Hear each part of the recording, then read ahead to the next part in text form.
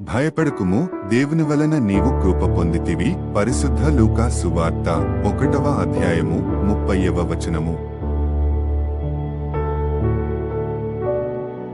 భయపడకుము, దేవుని వలన నీవు కృప పొందితివి. పరిశుద్ధ లూకా సువార్త 1వ అధ్యాయము 30వ వచనము.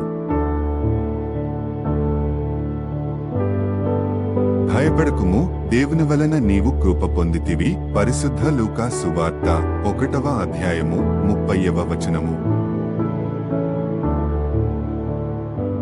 భయపడకుము, దేవుని వలన నీవు కృప పొందితివి. పరిశుద్ధ లూకా సువార్త 1వ అధ్యాయము 30వ వచనము.